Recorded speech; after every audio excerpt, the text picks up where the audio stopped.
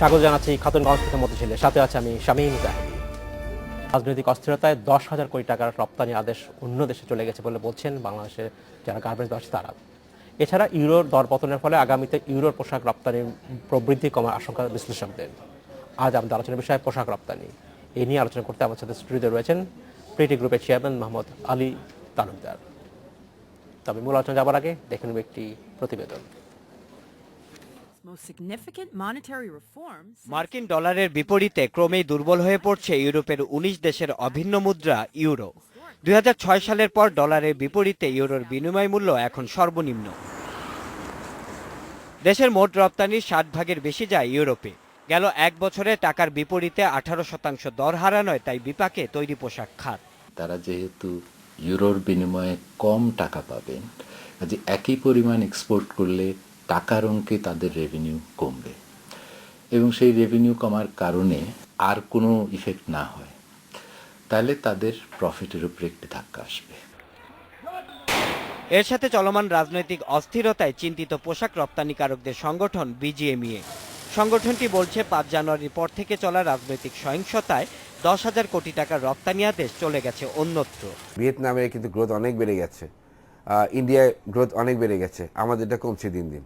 তো এটা কারণটা হলো আমাদের এই অর্ডারগুলো বায়ার কিন্তু বসে থাকবে না, যে কোনো দেশে হোক সেখান থেকে তারা তাদের মালগুলো কিনবে, তাদের সেলফগুলো তা কিন্তু খালি রাখবে না। ভরা মৌসুমেও কাঙ্ক্ষিত রপ্তানি আদেশ না আসায় সামনের দিনগুলো নিয়ে শঙ্কায় আছেন পোশাক শিল্প মালিকরা। Shaon Hasnat, Independent News, Dhaka. দেখলাম প্রতিবেদনটি আমরা। আমার সাথে এই মুহূর্তে যোগ দিয়েছেন বিআইডিসির senior research fellow doctor Nazneen Ahmed. Doctor Nazneen Ahmed, আপনাকে স্বাগত জানাচ্ছি। জনাব মোহাম্মদ আলী তালুকদার, আপনাকে স্বাগত জানাচ্ছি। আসলে কেমন আছেন আপনারা সবাই? জি, ভালো আছি।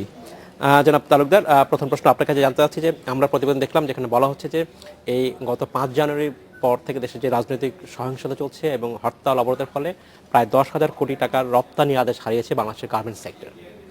এর ফলে এখন আপনারা যারা এই ব্যবসার সাথে জড়িত আছেন তাদের কীরকম অবস্থা আছেন এবং এই ক্ষতি আসলে পুষিয়ে নেওয়ার মতো অবস্থা আছে কিনা আপনাদেরকে? আমি প্রথমেই ইন্ডিপেন্ডেন্ট চ্যানেলের দর্শক শ্রোতাদের শুভেচ্ছা জানাচ্ছি। গার্মেন্টস শিল্পে আমরা দ্যাট মিনস বিগত ৫ বছরে অভূতপূর্ব সাফল্য অর্জন করেছিলাম। জি, অবশ্যই অবশ্যই। তার কারণ পাওয়ার সেক্টর ডেভেলপ করেছিল, হ্যাঁ, গ্যাস সেক্টর ডেভেলপ করেছিল। যে ঘাটতি আমাদের ছিল গার্মেন্টস সেক্টরে, সে ঘাটতি পূরণ হয়ে গেছিল। এই মুহূর্তটা দ্যাট মিনস জানুয়ারি, ডিসেম্বর, জানুয়ারি, ফেব্রুয়ারি, এই মাসগুলো আমাদের অর্ডার নেওয়ার মাস এবং বায়ারদের বাংলাদেশ ভিজিট করে অর্ডার দেওয়ার সময়। এবং আমরা এটা শুনেছি অনেক বায়ার বাংলাদেশ ভিজিট করতে আসছে না, তারা বায়াররা বলতেছে যে আমরা যাব না। আমরা আমাদের যে সমস্ত বায়ার আছে আমরা ওনাদেরকে অনুরোধ করতেছি যে তোমরা না আসো, ইউ প্লেস আস অর্ডার।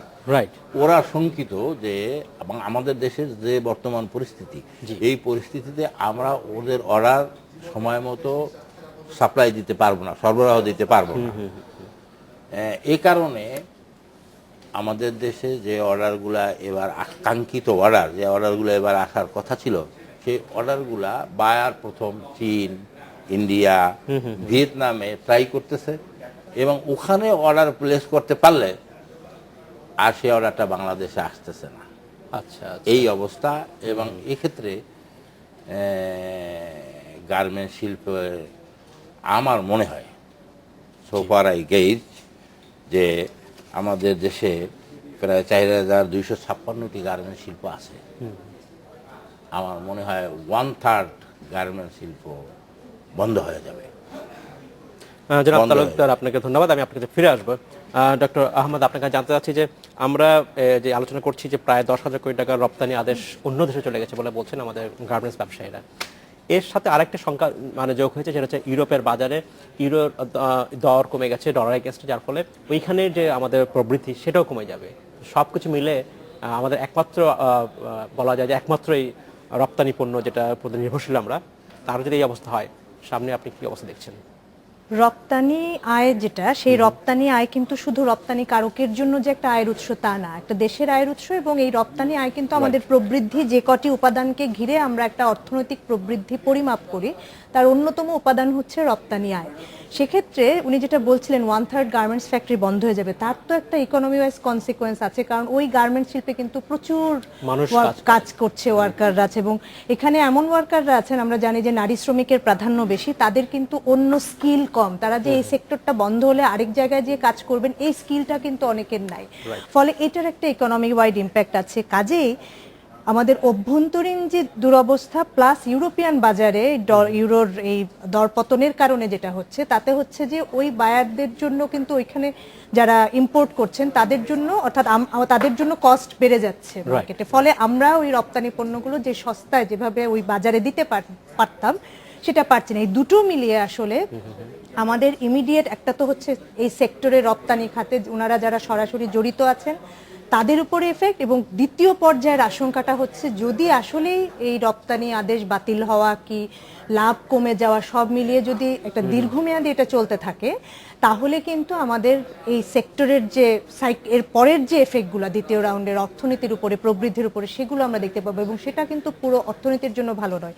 আমরা ইউরোপের বাজারের ইউরোর দর পতনের ওইখানে হয়তো আমাদের হাত কম আছে, কিন্তু অভ্যন্তরীণ জায়গাটাতে কিন্তু আমাদের হাত আছে। কাজেই এই দুটো পরিস্থিতি মিলিয়ে আসলে আমাদের অ্যাকশন হওয়া উচিত। আমরা কি করে আমাদের এই অভ্যন্তরীণ বাজারের স্থিতিশীলতাটা ফিরিয়ে আনি, কি করে রাজনৈতিক যে একটা অবস্থা চলছে সেই অবস্থার কি করে অবসান ঘটায়, এই সেটাই অবসান হচ্ছে ঘটানোর আমাদের দায়িত্ব দরকার। আমাদের দেশের রাজনীতিবিদদের। আমরা সেরকম কোনো তৎপরতা বা লক্ষণ দেখছি না। জনাব তালুকদার, আপনি বলছিলেন যে এত প্রায় 1/3 গার্মেন্টস ফ্যাক্টরি বন্ধ হয়ে যাবে।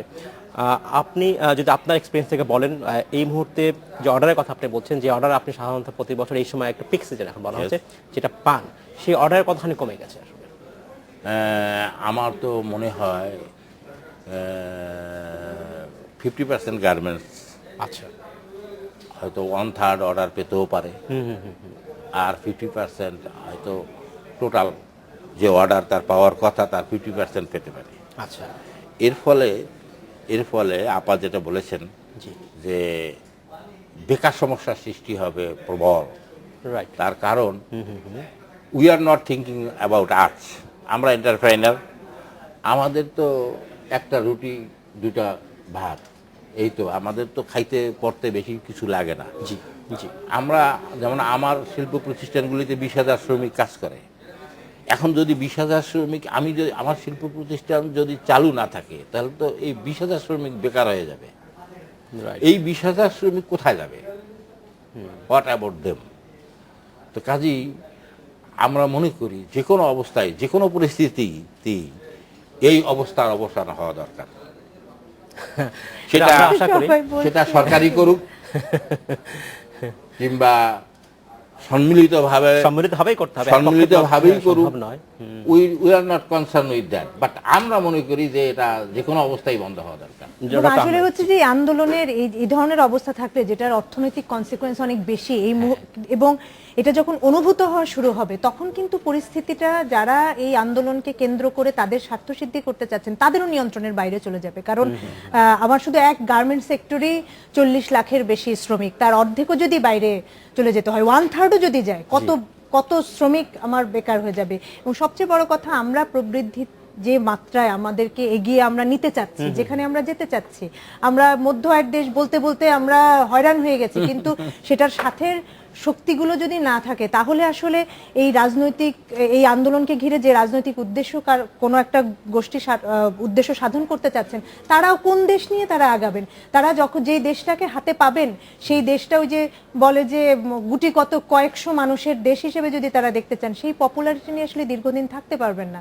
এবং আমরা এরকম রাজনৈতিক অবস্থায় আসলে আমরা কেউ চাই না যে বাংলাদেশ একটা ফেইলিওর রাষ্ট্র সেটা হোক, কারণ আমাদের অনেক সম্ভাবনা, এবং এই সম্ভাবনাকে ঘিরে যদি ওনারা আন্দোলন করেন, অর্থাৎ মানুষের স্বার্থটাকে দেখে যদি আন্দোলন করেন, জনগণের সাপোর্ট কিন্তু তারা পাবেন। আমরা অনেক বড় বড় কথা বলি, আমরা টকশো বা এগুলোতে বলছি, কিন্তু আসলে সমাধানটা আসতে হবে। আমরা যাই কিছু বলি না কেন, যারা এই আন্দোলনকে ঘিরে যে স্বার্থটাতে যেতে চাচ্ছেন, ওনারা যদি রিয়েলি নিজের স্বার্থই চিন্তা করেন, তাহলে কিন্তু এই ধরনের ধ্বংসাত্মক আন্দোলন বন্ধ করে অর্থনৈতিক অগ্রগতিকে সাপোর্ট করে এমন আন্দোলন করা উচিত, এবং দে উইল গেট সাপোর্ট। ধন্যবাদ ডক্টর আহমেদ। আমাদের সময় হয়েছে বিরতিতে যাবার, ফিরে এসে আমরা আবার কথা বলবো। সময় হলো একটি বিরতিতে যাবার, ফিরছে শীঘ্রই, সাথেই থাকবেন।